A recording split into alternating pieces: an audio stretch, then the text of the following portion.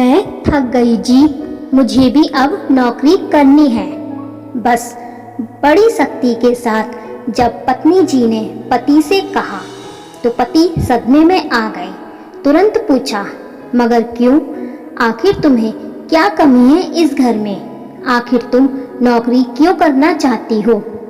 पत्नी जी ने शिथिल होकर कहा, क्योंकि मैं जानती हूँ कि अगर काम से छुट्टी चाहिए तो दफ्तर में काम करो, घर में नहीं। बिन तनख्वाह के सबका रौब झेलो। इतने सारे बॉस से तो अच्छा है कि मैं कहीं नौकरी करूं, इंडिपेंडेंट रहूं।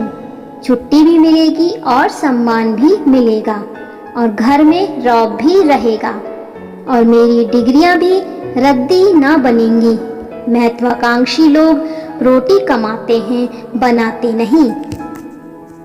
दिन भर बाई की तरह लगे रहने वाली स्वयं को बनने संवरने का समय ही नहीं देती तो उसको गई गुजरी समझा जाता है। बाई भी अपना रौब जमाती है, छुट्टी करती है, बेढंग कामों का पैसा भी लेती है। पर मैं क्या हूँ? मुझे कभी कोई एक्सक्यूज नहीं। सभी खौं खौं करते हुए खाने को दौड़ते हैं। कोई तारीफ नहीं, कोई वैल्यू नहीं और सामने वाले की उपेक्षाओं का अंत नहीं। ऊपर से नो एबिलिटी। मैं हूँ ही क्या, एक मामूली सी हाउसवाइफ? पति ने कहा, नहीं, तुम अपने घर की बॉस हो, मगर तुम में कुछ कमी है। ऑर्डर की जगह रिक्वेस्ट करती हो, डांटने की जगह रूठ जाती हो, गुस्सा करने वालों को बाहर का रास्ता दिखाने की बजाय उन्हें मनाती हो। नौकरी करके रोज बन संवर कर बाहर की दुनिया में अपना वजूद बनाना, अपने लिए जीना आसान है, लेकिन अपने आप को मिटाकर अपनों को बनाए रखना आसान नहीं होता। आसान नहीं होता खुद को भुलाकर सबका ध्यान रखना। तुम हाउसवाइफ नहीं हो, उसकी मैनेजर हो।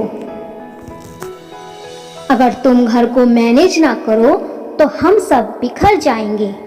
आदतें तुमने बिगाड़ी हैं हमारी। हम कहीं भी कुछ भी पटकते हैं। जूते, कपड़े, किताबें, बर्तन तुम समेटती रहो। कभी टोका होता, ये कहकर पति ने कहा, अब से मैं सच में तुम्हारी हेल्प करूँगा। चलो मैं ये बर्तन धो देता हूँ। सिंक में पड़े बर्तनों को छूते ही पत्नी नाराज हो गई। अच्छा, अब आप ये सब काम करोगे? हटो, मैं आपको पति के रूप में ही देखना चाहती हूँ, रामू काका नहीं बनाना चाहती।